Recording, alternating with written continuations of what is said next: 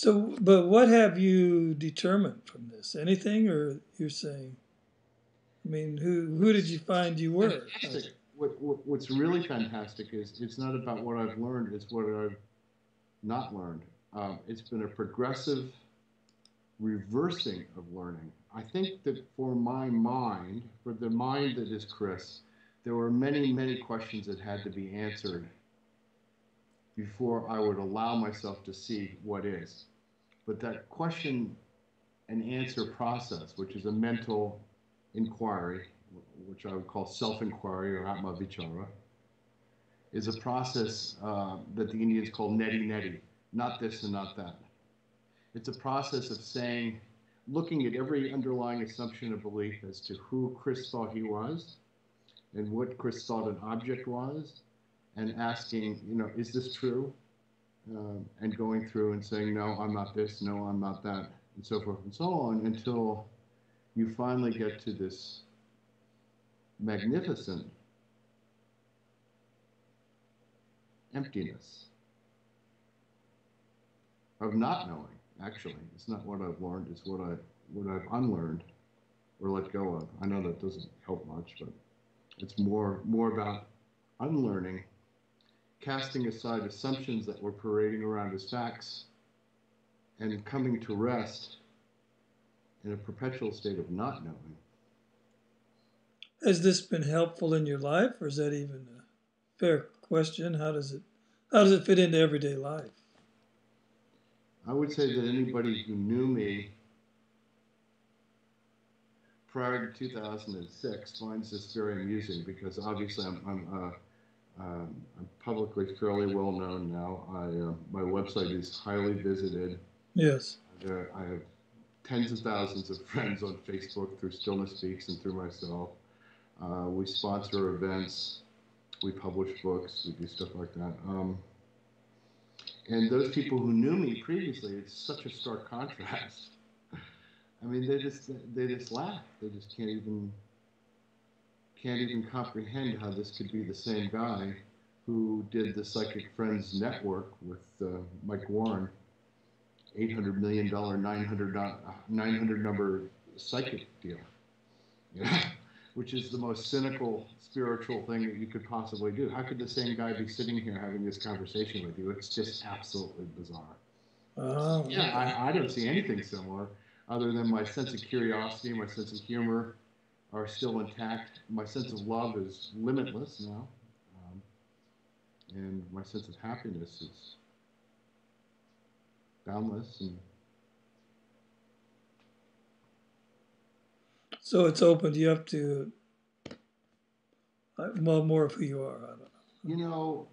We start with this belief that we're a human being, we're a person, we're a human being on a journey through time and space. And ultimately, what we're telling ourselves is that we're somehow contained or we're somehow limited.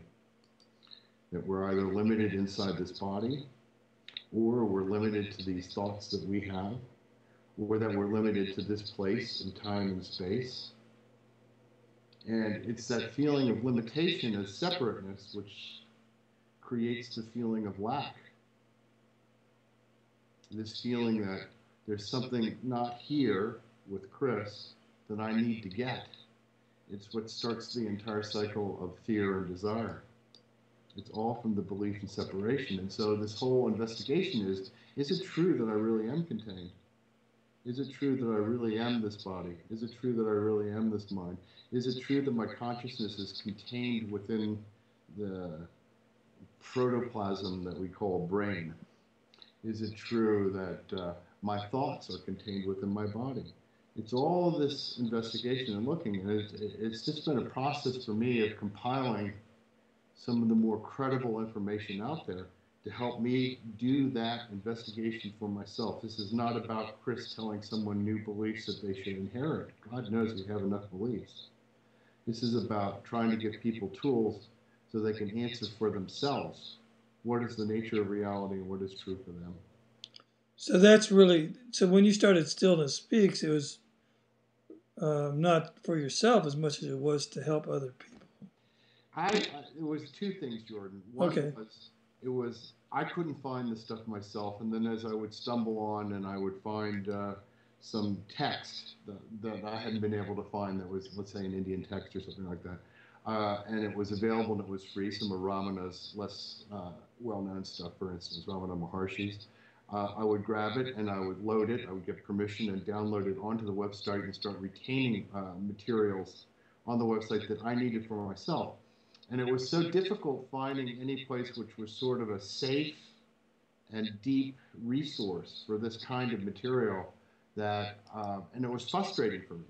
And I think it was that frustration that was the source of creativity behind Stillness Speaks.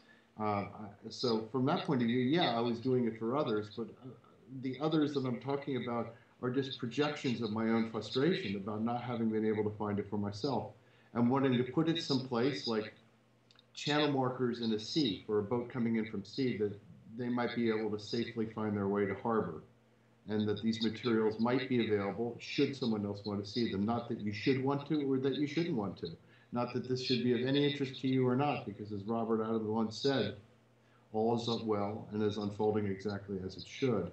So whatever is going on right now is exactly what's supposed to be going on. If what's going on right now is a deep desire to know more about the nature of who you are, then Stillness Speaks might be a good place to snoop around.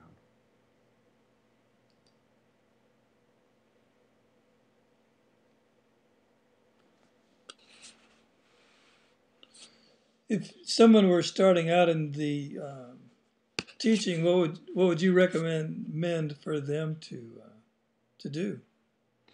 If someone was starting out in the teaching mode? Well, no, not in, well, in learning about Advaita or learning about themselves or learning about themselves. Okay, because I'm not a teacher. I don't purport to be a teacher. I don't want to be a teacher. Every one of the interviews that I've done because I had a sincere interest in talking to the person that was there for Chris to discover things of value for him. And hopefully, if those things were helpful to Chris, then maybe they would be helpful to other people, and maybe not. But there are a lot of materials, and one of the things Stillness Speaks has tried to do is to approach it from whatever viewpoint. There are an infinite number of viewpoints. Ignorance is infinite. There may be only one endpoint, but there's an infinite number of ways of getting there. So I've tried to put resources up for people who, let's say, are agnostic, but I love Western philosophy. So there's Plotinus and Parmenides, if you want to go down that route, or more recent philosophers from Kant on through, tons and tons of people, and materials that are available.